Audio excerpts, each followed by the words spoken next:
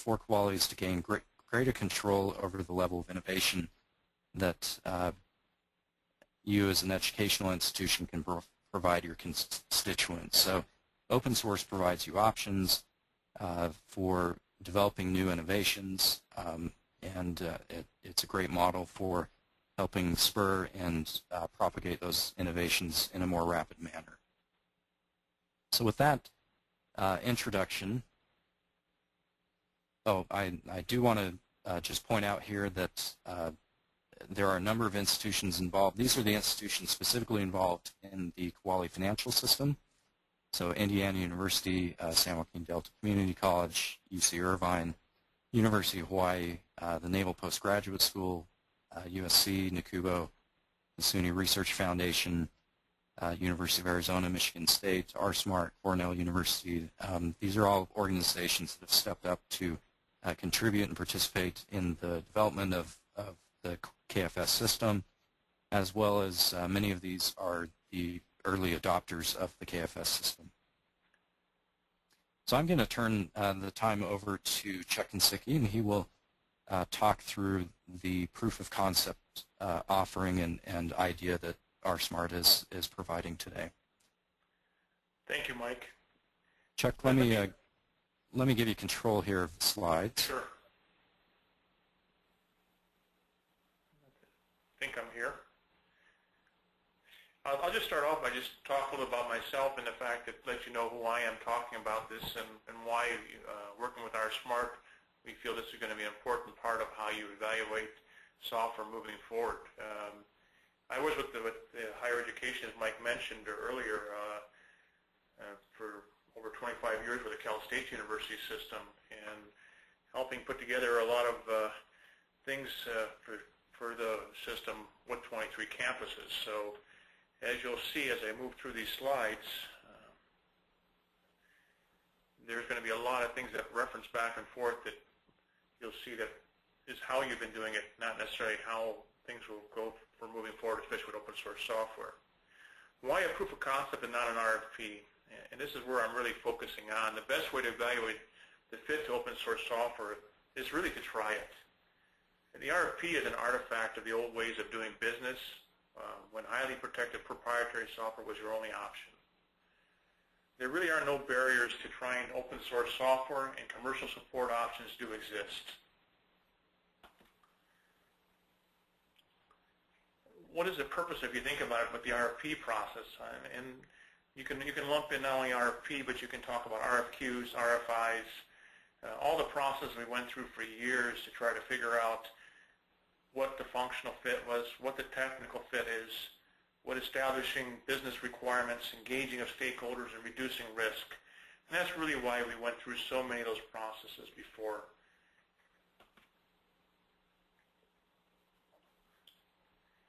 How effective are the two approaches? The difference here is when the proof of concept, I can bring the software into my environment, or I can have it set up for my environment, and I can go through and I can actually test it. I'm not listening to somebody tell me that it fits my environment, not telling me somebody tell me that it has a functional fit for my environment. I'm not talking about the business requirements and thinking they may fit my requirements as they interpreted from what I said. Instead, I'm able to test out the software through the proof of concept, through rSmart's PLC, and that's why, of course, it's very subjective, but we gave it all A's because you really can, and we have seen this with working with the various schools, get in there, engage stakeholders, reduce the risks.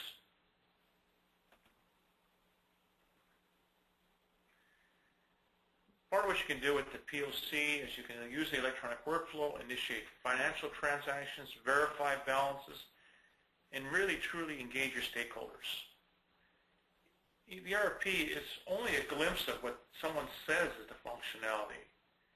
It's a boilerplate of responses, promises, things that people are trying to interpret what they think you meant when you said something, like requisition processing, or do you have this functionality in your system, and they're trying to interpret the way you call it and what they think they call it. And maybe you have a fit, maybe you don't. And you won't know until you buy it and try implementing it. What's the benefits of a proof of concept? You can engage the campus stakeholders to create early buy-in, uncommon knowledge and awareness of how the Kuali financial system fits. You can enable through evaluation using a KFS environment with familiar accounts and data. So we actually can allow you to build your own accounts or bring your accounts from your legacy system through mapping to Kuali financials. We can reduce the cost by taking incremental and predictable steps through the evaluation implementation. And we create migration tools developed during the PLC that are reusable over and over again. And this really became true right now with either Colorado State University or San Joaquin Delta, where we've went from the proof of concept all the way to them going live in July this year. Who has done an rSmart PLC? Well, University of Arizona, Colorado State University, San Joaquin Delta Community College, Naval Postgraduate School, Research Foundation of CUNY, University of Connecticut, and the University of Hawaii system with 10 campuses. And some are community college and some are 4-year with Hawaii. What's the proof of concept options with rSmart? rSmart can offer whatever level of evaluation you need.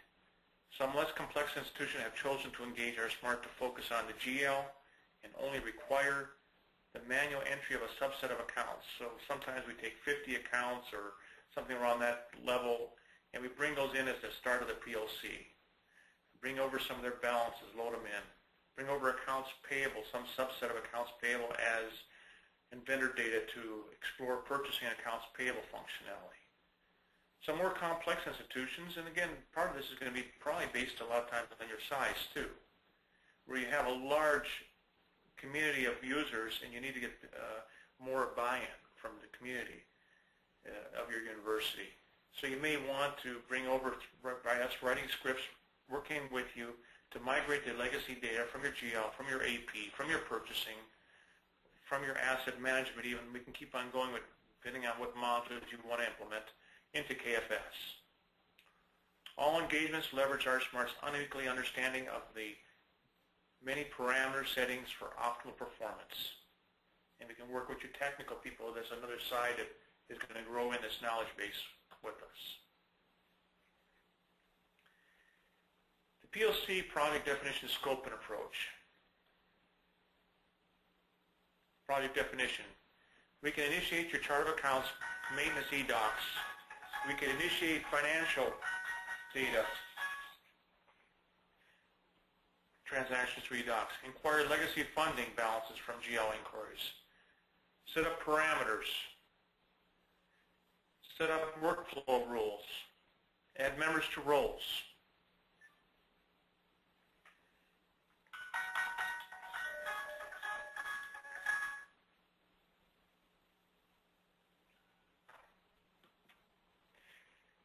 You can initiate a requisition. I'm sorry, I went to. Sorry.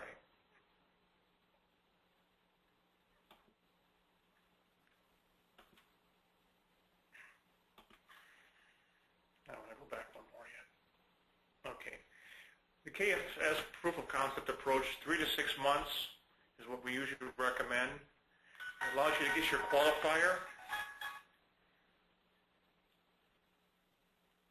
6 to 12 months is implementation, ongoing support throughout this whole process.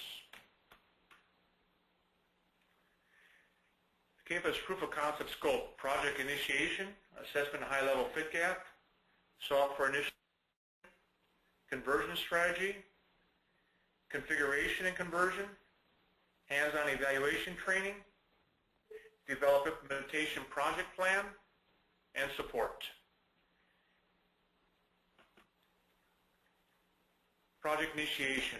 An experienced rSmart project manager will kick off the project and ensure a high-level standard of performance throughout the project. We'll help you develop your initial project plan. We'll set the agenda and schedule for site visit.